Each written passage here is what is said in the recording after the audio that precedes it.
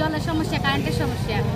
দক্ষিণ ত্রিপুরার সাব্রুম মহকুমার অন্তর্গত জলেফা এলাকার বাসিন্দারা দীর্ঘদিন ধরেই পানীয় জল, বিদ্যুৎ এবং রাস্তার সমস্যায় জর্জরিত।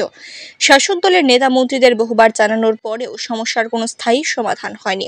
তাই এলাকাবাসী বাধ্য হয়ে সোমবার সকালে আগরতলা সাব্রুম জাতীয় সড়ক অবরোধে বসে। রাস্তাটা হইব দীর্ঘ 10 বছর আমরা সময় দিছে না, আর বাড়ি বাড়ি যে পয়েন্টগুলো দিয়ে দিছে পয়সা কন্ট্রাক্টর শ্রীনগর গেছে, শ্রীনগর থেকে আলে করবো, তো শ্রীনগর থেকে আলে এখানে মানুষ মরে যাবো নাকি? এই আমরা জনগণটা পাত্তা দেয় না।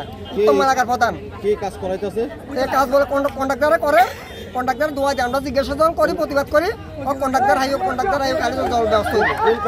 কোন ঠিকাদার কাজ করছে? কোন ঠিকাদারের নামও কেনা আমরা, প্রধানের নামও কেনা, আর প্রধান জনগণটা পাত্তাই দেয় না।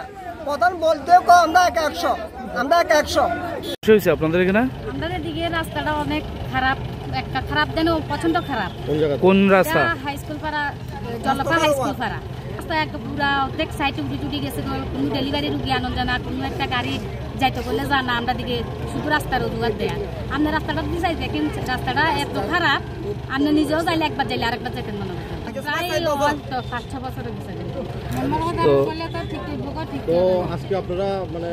আমরা কয়েকবারে কোয়া হয়েছে, কয়েকবারে পঞ্চায়েতের মধ্যে দেওয়া হয়েছে। আজকে রাস্তা অবরোধ কোন সময় থেকে শুরু করছে? তো প্রায় 1 ঘন্টা। কোন জায়গায় রাস্তা অবরোধ? জলফা বাজার। জলের সমস্যা, কারেন্টের সমস্যা। এর আগেও তো একবার দেখা গেল, গত বেশ কয়েক মাস আগে একবার রাস্তা অবরোধ হয়েছিল। তখন তো আপনাদের আশ্বাস দিছিল যে এগুলো সমস্যার সমাধান হবে। হয়েছে না,